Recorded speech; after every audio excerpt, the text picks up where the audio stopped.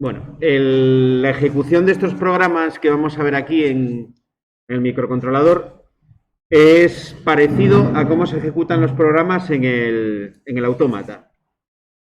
Me explico. Empieza por la primera instrucción, luego va la segunda en orden. Con una salvedad, que es que el microcontrolador, cuando acaba de ejecutar el programa, acabó. Yo tengo que hacer siempre en el programa de alguna manera que él vuelva a ejecutar nuevamente otro ciclo de programa, ¿vale? Él no lo hace automáticamente. Él da un ciclo de programa y si no le mando que lo ejecute otra vez, se para. Dentro de esas estructuras de control, la que nos va a permitir hacer que el programa se vuelva a ejecutar va a ser el while. Y ahora nos explicamos cómo. Habíamos visto que el if, el elif, el else ejecutaba una serie de instrucciones si se cumplía una condición. Teníamos el ejemplo este, ¿no? De la edad. Si la edad era menor que 30, ejecuta esta primera instrucción. Si no se cumple la primera, es decir, no es menor que 30, pero es menor que 50, que es lo que significa el elif, en el caso de que no se cumpla la anterior, pero sí se cumpla esta, ejecuta la siguiente instrucción. Lo mismo con el siguiente. Y para todos los casos que no cumplan ninguna de las tres, tendremos el else, que sería ya lo que aparecería, ¿no? Para cualquier caso. En este caso sería, dadas las condiciones que teníamos en el ejemplo, cuando la edad es mayor o igual que 60. ¿Vale? Bueno.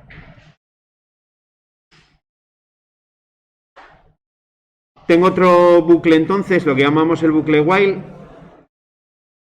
Se escribe, la instrucción sería while y entre paréntesis la condición que tiene que cumplirse. Bueno, no tiene por qué estar entre paréntesis, ¿eh? Y lo pongo entre paréntesis para indicar que es la condición. Dos puntos y luego indentado hacia la derecha las instrucciones que se tienen que cumplir. Todo lo que esté metido hacia adentro, indentado los 4 espacios, es lo que se va a ejecutar mientras la condición sea cierta. ¿Vale? Eso nos puede permitir, por ejemplo, pues hacer que una instrucción se ejecute un número determinado de veces, como es ese ejemplo de ahí. ¿Vale? Doy primero a la x un valor 0 y le digo while x menor que 0, dos puntos, me vas a imprimir la x y luego x más igual 1, que significa x igual x más 1. Eran esas operaciones que me servían para incrementar o multiplicar por un valor una variable. O ella misma sumarle o multiplicarle un valor. ¿Vale? Esto sería equivalente. Si yo pongo aquí x igual x más 1, es exactamente lo mismo. ¿Vale? Esto es igual. De hecho, vais a ver que si lo ejecutamos da lo mismo.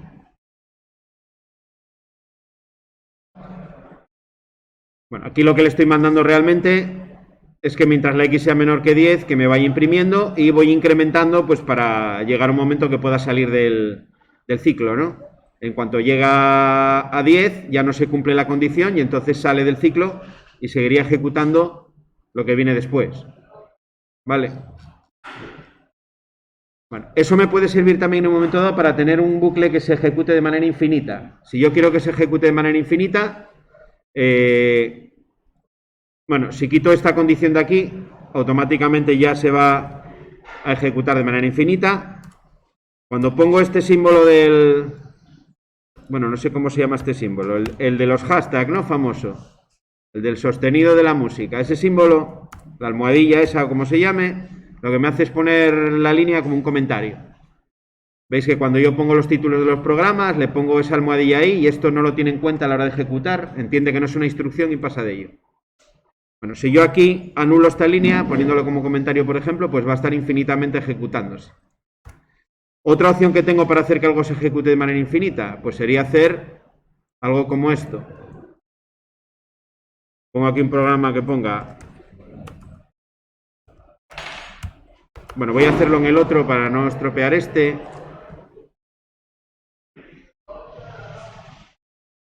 Imaginaos que hago un programa aquí que sea...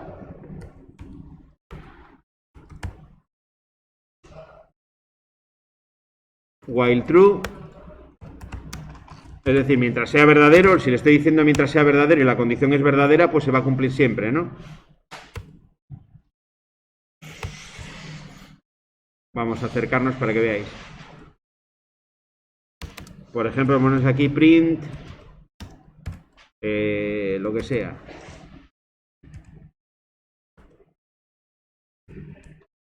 Hola. Vale, si yo ejecuto esto aquí,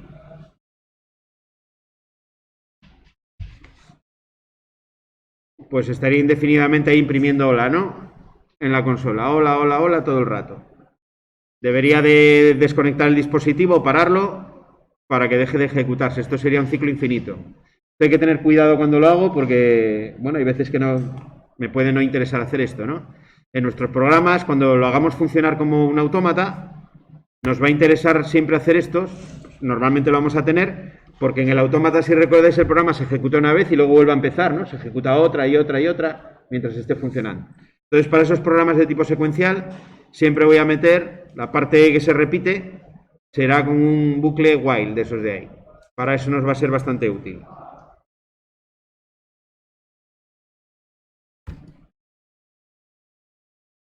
Bueno, tengo también una instrucción que me permite romper el bucle en un momento dado si se cumple una condición, que es la instrucción break. ¿Vale? De romper en inglés me sirve para salir. En este caso tenemos otro ejemplo, el mismo programa de antes. Le hago que cuente hasta 100, pero no va a llegar porque le digo, si la x es menor o igual que 9, me la imprimes. En cualquier otro caso me imprimes, hemos llegado a 9 y la instrucción break que lo que hace es que sale del bucle. Automáticamente cuando ve el break sale a la siguiente instrucción que haya después del final del while.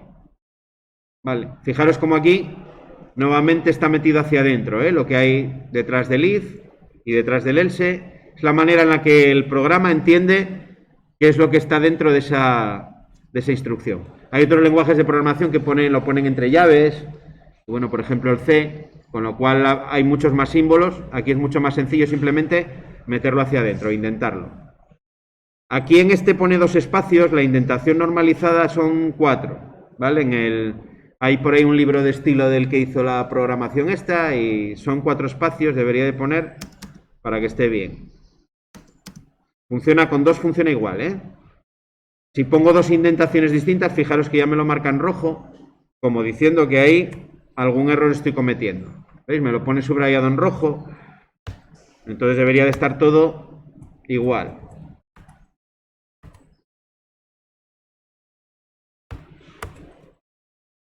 Vale, sí, ya es coherente. Y ese ahí. Más cosas del bucle este. Otro bucle distinto. El bucle for. No tiene muchas estructuras este lenguaje, con lo cual no es difícil de aprenderlo porque son esas que hemos visto. Junto con el for, son todas las que tiene. El for sirve para recorrer los elementos de lo que llamamos un tipo de dato iterable. Iterable quiere decir que puedo recorrerlo por todos sus valores. Por ejemplo, las cadenas de texto son tipos de datos que son iterables, que es el ejemplo que tenéis aquí. Si yo puedo ir recorriendo la cadena por cada uno de sus elementos.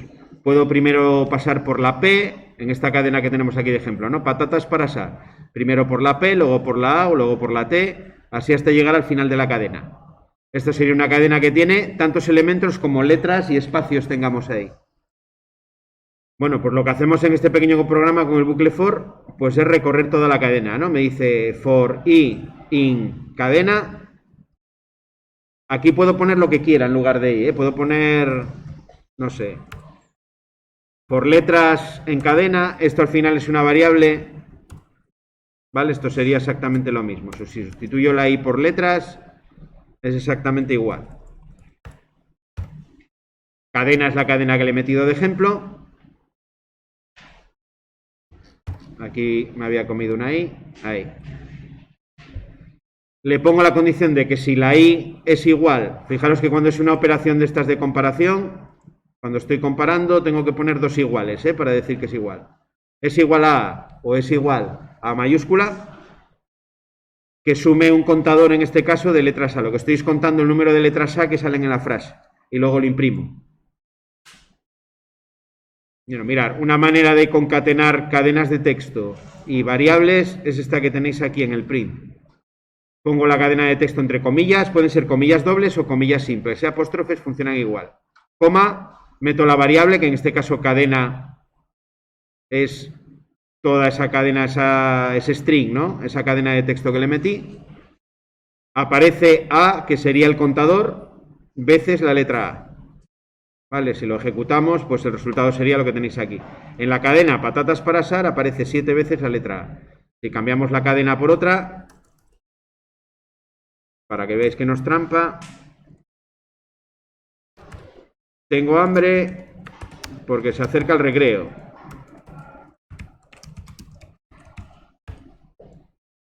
Y ejecutamos ahí. Y en la cadena tengo hambre porque se acerca el recreo, aparece 3 veces la letra A. ¿Vale?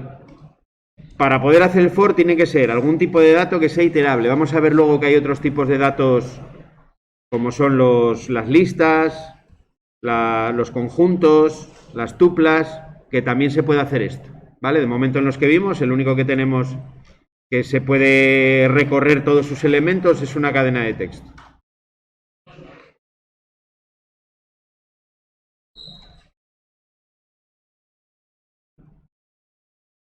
Bueno, pues esas son las estructuras que tenemos de programa, ¿no? Que me alteran ese orden de ejecución del programa. Luego tengo más estructuras de datos. Aparte de esos tipos de datos que hemos visto básicos, el booleano, el entero, la cadena y el tipo float, que son los números reales, tengo otros tipos de datos que ya me permiten meter varias variables en ellos. El primero de ellos son las listas. Para hacer una lista, yo lo que tengo que hacer es meter una serie de variables separadas por comas y entre corchetes. Así es como genero una lista. Las listas me permiten almacenar múltiples datos en una sola variable. Los datos contenidos en la lista pueden ser del tipo que sean. Puedo combinar enteros con float, con cadenas, sin ningún problema. Son modificables, son ordenados, es decir, siempre van a estar en el mismo orden. Eso está bien porque, bueno, yo puedo ir llamándolos en una determinada posición y sé dónde van a estar, no se mueven. Ya veremos que hay otro tipo de dato que no pasa eso. Si se añaden nuevos datos, siempre se ponen al final. Si yo voy añadiendo a esa lista nuevos datos. Se puede modificar, es decir, puedo eliminar elementos, puedo meter otros nuevos. Se pueden duplicar, pueden estar duplicados. Puedo tener una lista donde patatas aparezca 2 veces y no hay ningún problema. Y bueno, lo más importante es que pueden estar indexados. Para llamar a un elemento concreto de una lista, para referirme a un elemento concreto, lo que hago es poner el nombre de la lista y entre corchetes el índice, ¿no?, del elemento de la lista. El índice empieza en 0. El primero sería el 0, el segundo el 1, etc. Aquí tenéis un ejemplín con una lista. Pongo una lista con elementos distintos. Hola, España, Madrid, 3, true y 4,5. Ahí tenemos 3 cadenas, un entero, un booleano y uno de tipo real, ¿no?, un float. Imprimo primero la lista. Luego tengo una instrucción que es la instrucción type que me dice el tipo de dato que tengo. Cuando yo escribo type mi lista, lo que me va a decir es que es una lista. Lo dice con esto que tenéis aquí debajo, que es class list. Me está diciendo que es del tipo lista.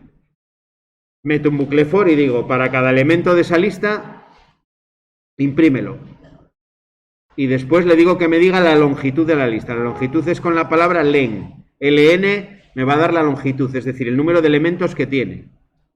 El resultado de ese programa, pues sería, primero me escribe la lista, luego me pone el tipo de dato que es un dato de tipo lista, y luego me los va imprimiendo uno a uno. Me los va imprimiendo uno a uno. Y finalmente me da la longitud de la lista, que es el número de elementos que tiene, que son 6 en total. Otra manera de imprimir la lista sería con un while, ¿no? Es otra manera de hacerlo. Este es muy similar, el programa, pero hecho de otra manera distinta. No sé dónde me he ido. Ahí. Vale, me imprime la lista. En límite pongo con un signo menos el número de elementos de la lista, que sería menos 6.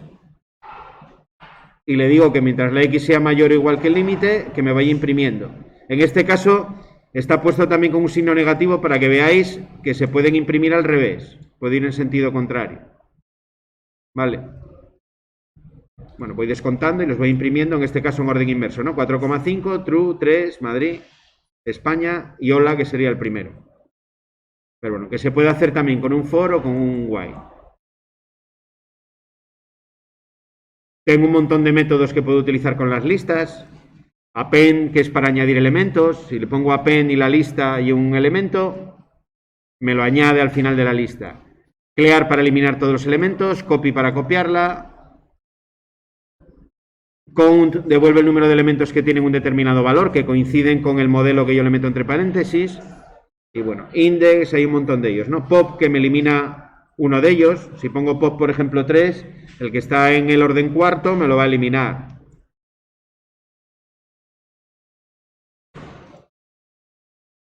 Y nada, tenéis otro ejemplo ahí para jugar con algunos de esos métodos, ¿no? Aquí genero una lista, en el primero digo que x es igual a 0.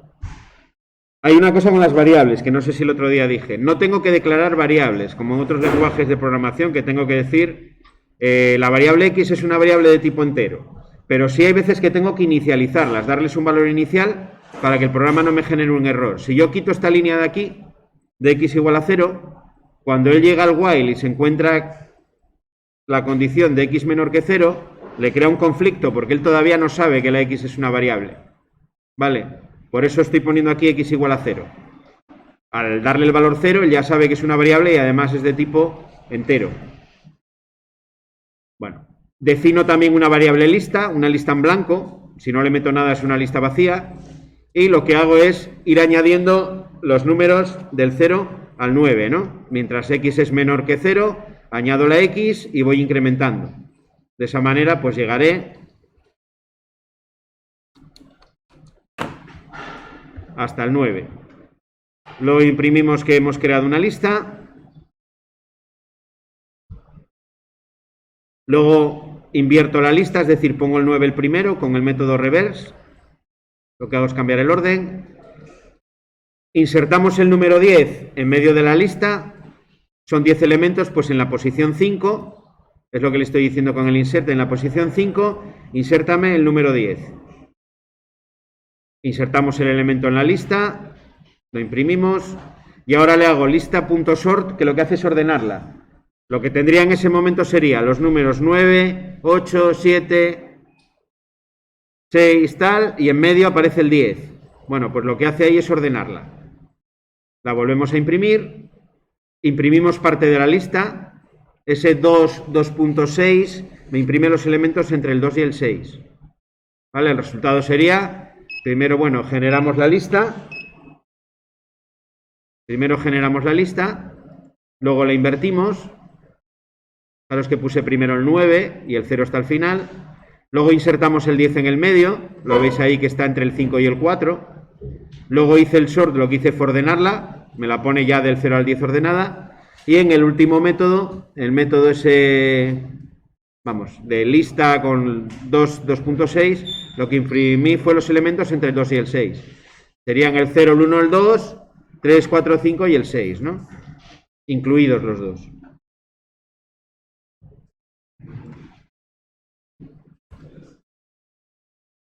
Bueno, luego tenemos lo que se llaman las listas de comprensión. Es un método abreviado para poder hacer cosas con listas. Es una manera de operar todos los elementos para obtener otra lista, pero de una manera, digamos, rápida.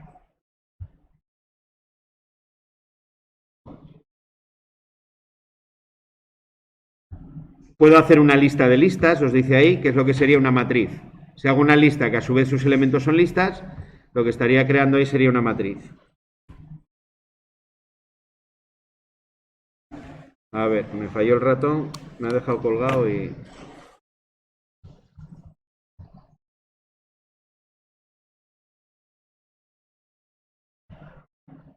me he ido para arriba.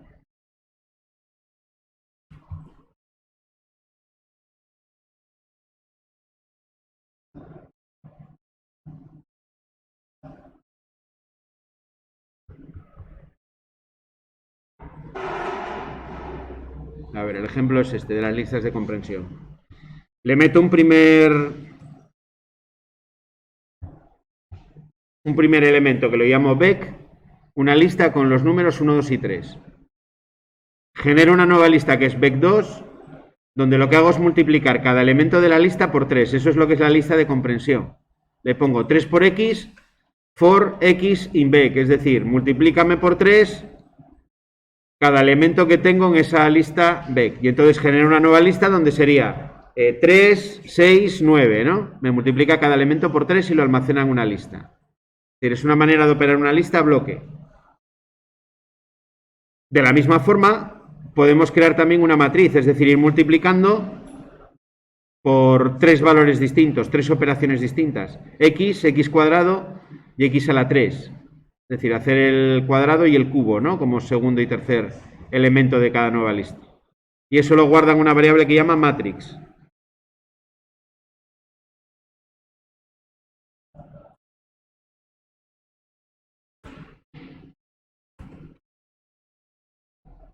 Que la tenéis, ya me volví a ir porque estoy sin ratón y... que sería ese resultado de ahí. 1, 2 y 3 la primera, la segunda fue la misma lista multiplicada por 3 y la tercera me generó 3 nuevas listas, la primera con los elementos... a ver cómo era. Vale, con el primer elemento, la segunda con el segundo elemento elevado al cuadrado y la tercera con el tercer elemento de la lista original elevado al cubo. Es decir, 1, 1, 1, 2, 4, 8, 3, 9, 27. Vale, eso lo hace con cada x, ¿no? La x en primer lugar vale 1, me genera una lista que es 1, 1, 1, en la segunda vuelta que le da el for vale 2, por lo tanto sería 2, 2 al cuadrado, 2 a la 3, y en la tercera 3. Eso se llama listas de comprensión, operar los elementos de una lista de manera conjunta. Otro tipo de dato, que este es característico de este lenguaje de programación, son las tuplas. Las tuplas es muy parecido a la lista. La principal diferencia que tienen es que no se puede modificar. Una vez que digo que una tupla tiene unos elementos, las posibilidades de modificación son muy reducidas. Esto se hace normalmente pues para datos que yo no voy a modificar. Tenéis un ejemplo de tupla, por lo demás es igual, ¿no? Puede mezclar datos de diferentes tipos, float, enteros, strings. Tienen algún método en común con las listas, como son el método count, por ejemplo, y el método index. Y nada, allí tenéis un ejemplín también con...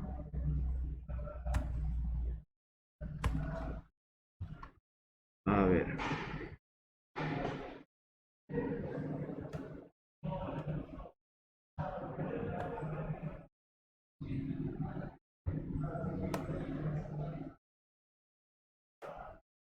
Ahí tenéis el ejemplo. Está un poco rebelde hoy la máquina.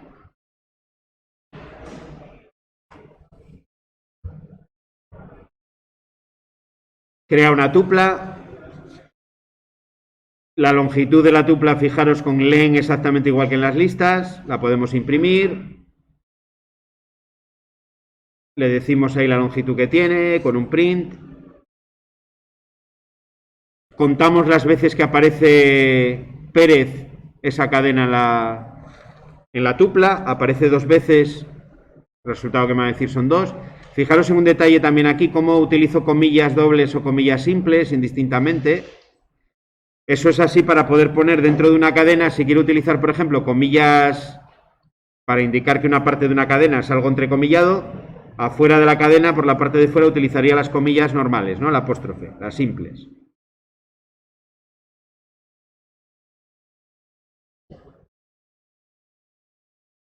Luego, ¿qué más hace? Busco el índice que tiene el elemento Pérez y saco el elemento 2, ¿no? Hago referencia al elemento 2. El resultado lo tendréis todo ahí. Me imprimió la lista, me dice que hemos creado una lista con 5 elementos, con len los conté. En la tupla el término Pérez aparece 2 veces con el count. Luego me dice que la primera vez que aparece con el index es en la posición 1. Ramón sería la 0, Pérez la 1, así. Me dice siempre la primera, el primer índice donde se da ese término. Y el término 2 de la tupla me dice que es 1, 2, 2, 3. ¿Vale? Con mi tupla entre corchetes 2, eso se hace igual que en las listas, puedo seleccionar un elemento concreto de la tupla. Se manejan exactamente igual, principal diferencia, que no se pueden modificar.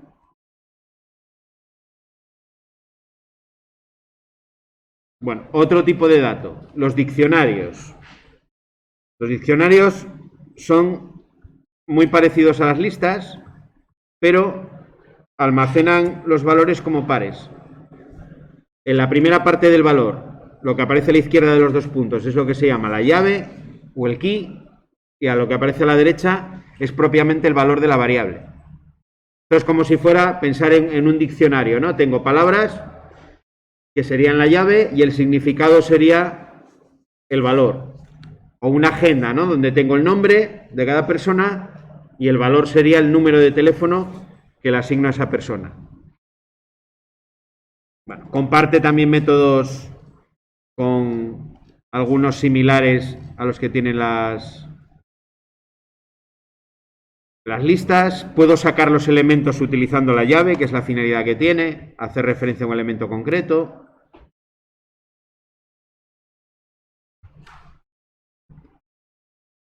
Y ahí tenéis un ejemplo, que es como mejor se ve, de cómo se utilizarían. Nada, creo un diccionario. Hay otra cosa de estilo, mira, que sale aquí del Python. No se suelen hacer líneas con más de 74 caracteres. Entonces, cuando me voy a pasar, lo que se puede hacer es dentro de una de estas estructuras ir poniendo líneas diferentes. Y todo indentado, alineado con el principio de la estructura, en este caso la llave, ¿no? Que me da el diccionario. Los corchetes son de las listas, el paréntesis es de las tuplas, las llaves son de los diccionarios. Meto en cada línea, meto uno de los valores, el nombre Luis, apellido Gómez, edad 34, localidad Madrid, nacionalidad española. Le digo que me imprima el tipo de dato que tiene ahí, me va a decir que es un diccionario. Le digo que me imprima el valor que responde a la llave nombre, me va a imprimir Luis, ¿no? Que es el nombre. Podemos iterar también, podemos utilizar un for para recorrer los términos de un diccionario.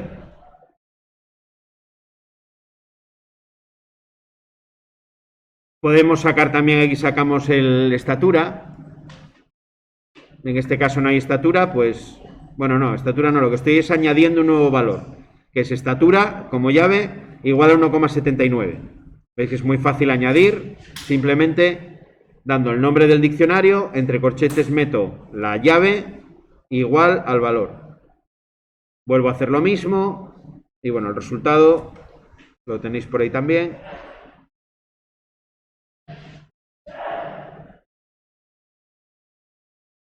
Esto os lo miráis con calma, todo lo que hace por ahí. Bueno, va enseñándoos todas las operaciones que hace, imprimiendo cosas, bueno, para que veáis el efecto que tienen, ¿no? Más que nada.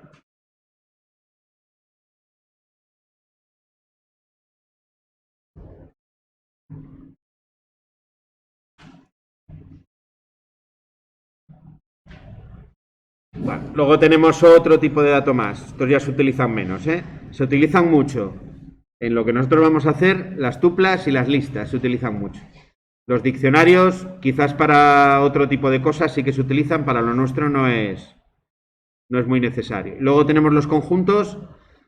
Los conjuntos son un tipo de datos donde los elementos están desordenados, es la principal característica. El ordenador me los saca en el orden que quiere cuando quiere, no tienen un orden. Es muy parecido a una lista, pero son desordenados. Puedo quitar elementos, puedo añadirlos.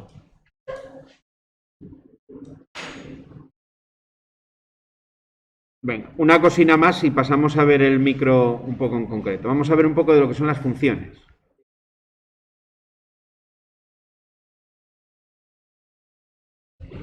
¿Qué es una función? Una función es como voy a llamar una parte de código que voy a tener que ejecutar varias veces en el programa. Para poder llamarlo cuantas veces quiera y poder ejecutarlo siempre de la misma forma, lo agrupo dentro de lo que llamamos una función. Para definir una función utilizo la palabra def, seguido del nombre de la función, y entre paréntesis meto los datos que le voy a dar a la función. A una función yo le puedo pasar una serie de parámetros. Como se llaman, son parámetros, son los valores que le doy. La función puede hacer cosas con esos valores y devolverme un resultado, ¿no? El resultado se devuelve con la palabra return. En esta función, que no le doy ningún dato porque entre paréntesis no hay nada, lo que hace es imprimir una frase y me devuelve un valor que sería 0. ¿Vale? Bueno, es un ejemplo muy chorras, pero para que veáis la estructura que tiene. Le doy parámetros y recibo datos. No tiene por qué mandarme nada a la función, ¿eh? Ni tengo por qué darle datos. No es obligatorio. Puede tener eso o no tenerlo. Tenéis a continuación un ejemplo con una fórmula ahí que conocéis, ¿no? De la resistividad, de hacer ahí un pequeño cálculo. Calcula la resistividad de un conductor. En este caso el cálculo lo mete dentro de una función. Define una función que es la función resistencia. Las funciones se suelen definir al principio del programa, antes siempre de utilizarlas, ¿eh? La definición tiene que estar siempre antes de utilizarlas. Doy unos valores a los datos, como no vimos todavía cómo introducir datos, pues le damos unos valores fijos. Resistividad resist 0,017, longitud 200, sección 1,5. Fijaros que la función le voy a dar esos 3 datos y lo que hace es la operación de resistividad, ¿no? El resistividad por longitud partido de sección. Y con esta palabra round, 4, lo que estoy diciendo es que me lo redondea a 4 decimales. Si no me va a dar como 11 o 12, una burrada. Y con el return lo que me va a devolver como resultado es el valor de resistencia, el valor de esa fórmula. Nada, unas cosas de imprimir para que se vea guapo allí. Calculamos la resistencia de un conductor, los datos son, muestro por pantalla los datos. Y luego R es igual, aquí es donde yo estoy haciendo el cálculo, a la función resistencia, paréntesis, y le doy los datos. Los datos son los que di aquí arriba, ¿no? Resist, longitud, sección. Y finalmente me imprime el resultado. Vamos a cambiar alguno, bueno, el resultado está aquí, debajo. Y cambiamos a lo mejor algún dato para que veáis. Sale 2,2667.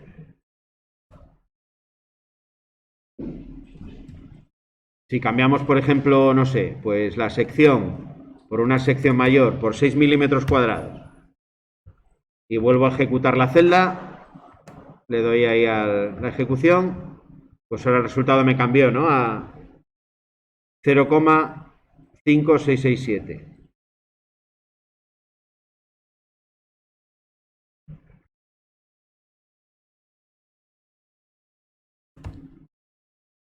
Si le pongo menos metros, pues lógicamente menos ohmios, ¿no? Si en vez de ser de cobre es de aluminio, 0,028, pues me saldrá más resistencia. Vuelvo a calcular.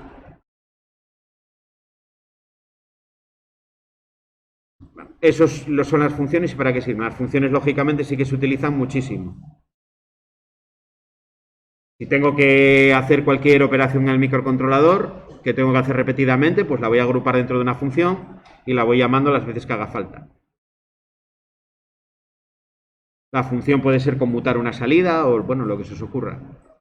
Luego tengo un caso específico de función, que es lo que llamamos la función lambda. La función lambda es una manera de dar una función que tiene una sola expresión, una sola línea, ¿no? De una manera resumida.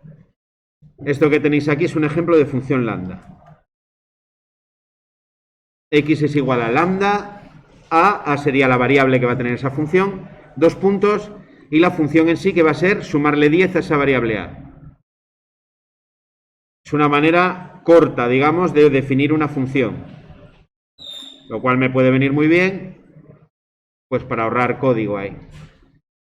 Y os vuelve a hacer el mismo ejercicio anterior, pero con una función lambda. Fijaros que ahora en vez de utilizar el término def, el nombre de la función, los paréntesis, 2 puntos y luego meter las instrucciones, me ocupa toda una línea. Resistencia igual a lambda R, ls, que son las variables, 2 puntos y la expresión.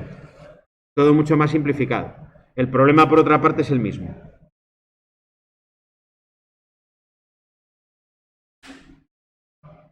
Vale, nos da pues exactamente lo mismo porque era el mismo problema. Lo que pasa que, en vez de tener esas 4 líneas definiendo la función, pues en una única línea lo resuelvo.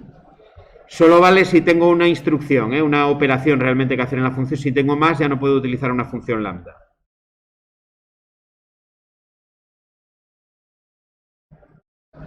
Bueno, y antes de meternos con las clases y los objetos, que esto sí que lo vamos a utilizar bastante, que es la real, donde está realmente la potencia de todo esto, vamos a ir al emulador y vamos a hacer alguna cosa aquí ya sobre el microcontrolador. Tenéis el enlace ahí en el Classroom. A ver, os lo enseño dónde.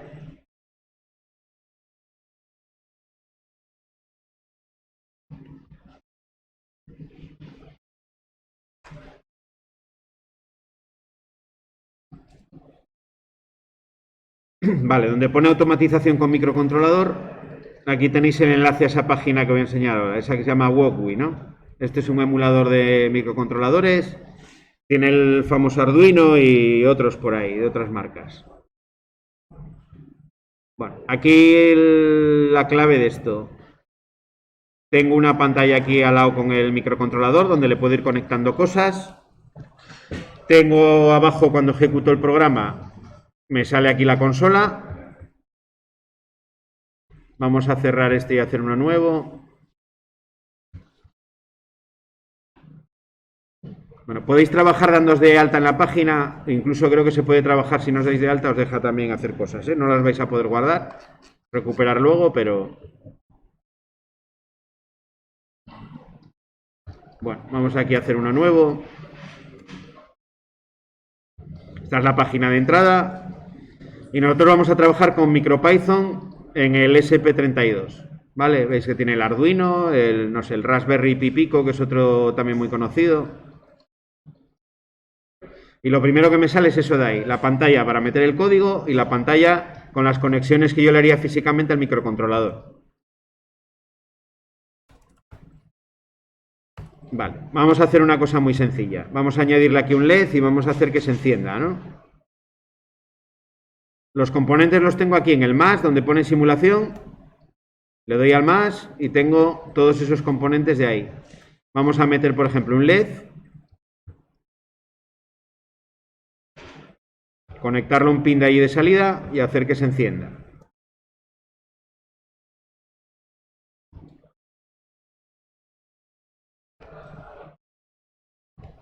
A ver si puedo conectar esto porque sin el ratón esto va a ser complicado.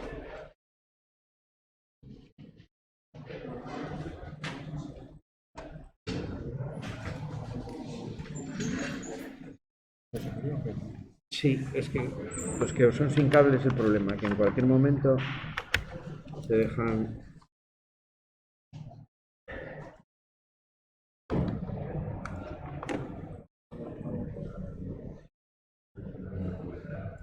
Bueno, luego os comentaré el tema de los pines, cómo van y demás, las entradas y salidas. Pero bueno, para que veáis un poco una primera aproximación de la funcionalidad que tiene esto. Aquí tengo un diodo. Los diodos tienen dos terminales que son ánodo y cátodo. Ánodo es la parte positiva y cátodo es la parte negativa. Siempre se alimentan con el positivo por el ánodo, por la A, y el negativo por el cátodo. ¿Vale? Es decir, por aquí le tengo que meter más y por aquí menos. Para conectarlos al microcontrolador, como comentamos el otro día, necesito meterle una resistencia en serie, porque si no, puedo quemar el microcontrolador. Con los 3,3 voltios que maneja este microcontrolador, la resistencia que puedo poner es una resistencia de 100 ohmios.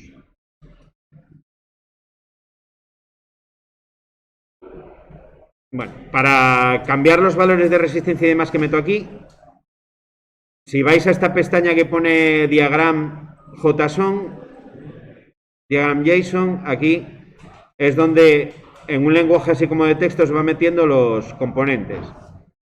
Bueno, en la resistencia, fijaros que es aquí esto que pone Walkie Resistor, el valor está ahí. Si le quito un 0, automáticamente me cambia los colores y me pone una resistencia de 100 ohmios.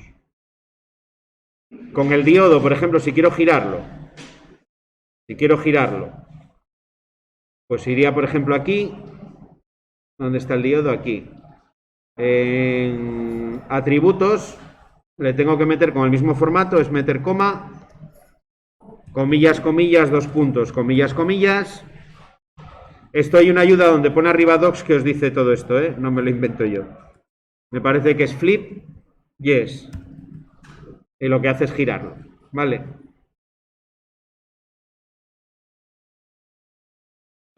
Bueno, entonces ahora el ánodo lo tengo ahí. Lo que hago es, nada, uniones aquí con un cable, voy uniendo. Este lo uno, por ejemplo, no sé, a cualquier de estos pines que traen un número, al 18. El de 18. Y luego el otro lo tengo que unir a donde ponga GND de masa, ¿no? A ground. Vale, lo mismo de antes. Si yo quiero cambiar los colores, me voy a este texto de aquí donde pone connections. Ahí me pone los cables que he ido metiendo. Los dos últimos, por ejemplo, el último que era el que correspondía con masa, con ground, puedo ponerlo de color negro. Pongo black y ya me lo pone en color negro. Y el otro, para que se vea más, podemos ponernos en amarillo. Y ya me lo pone en amarillo. Bueno, y el anterior, que es la otra parte.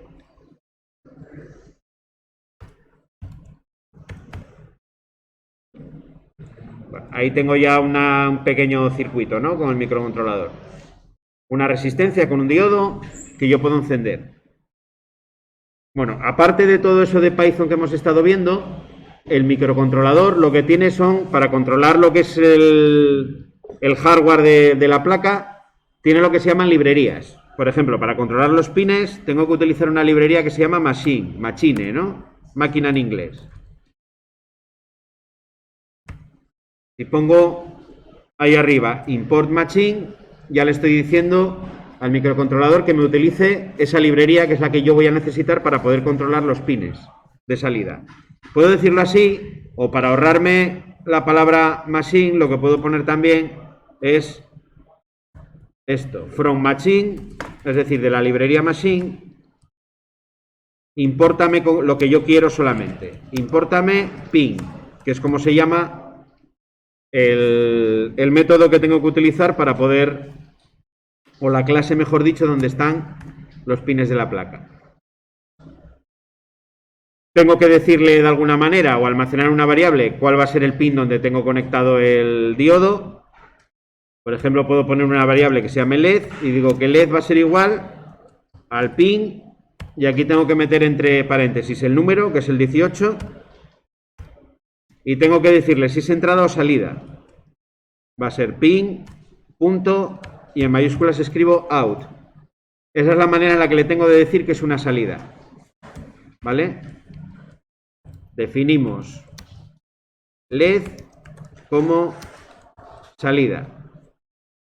Y en este caso, en el pin 18, ¿no? Una característica de este microcontrolador es que los pines pueden ser entradas o salidas, según yo quiera. No es como un autómata que tengo entradas por un lado y salidas por el otro, sino que puedo combinarlas como yo quiera. Bueno, hay unas limitaciones. Hay unos pines que están reservados para ciertas cosas de comunicación, que si los mezclo con entradas me va a dar errores. Pero bueno, yo cogí uno que ya sé que está libre, que es el 18.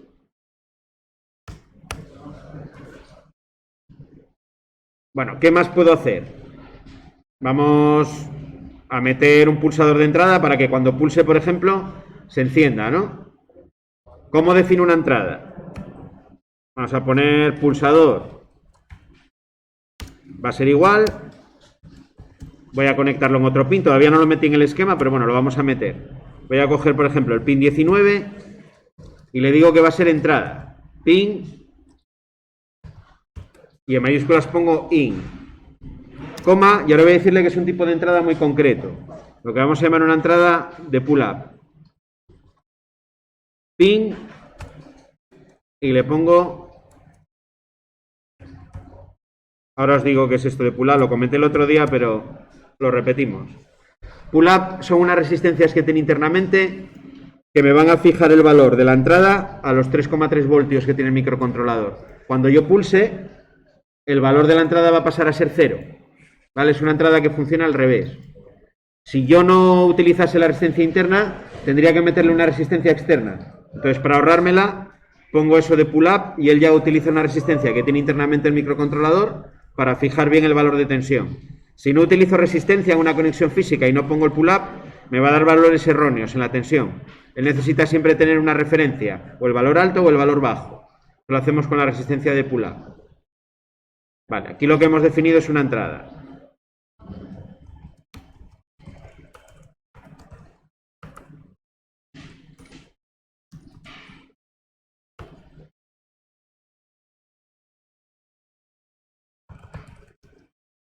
Definimos pulsador como entrada en 19.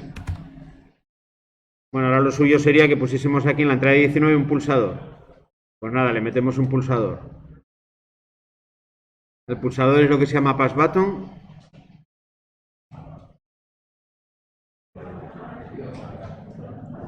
Y este nada, como está pull up, lo que hago es por un extremo. Lo conecto al pin que le hemos dicho que es el 19 y por el otro extremo, que es el que está arriba, este lo vamos a conectar también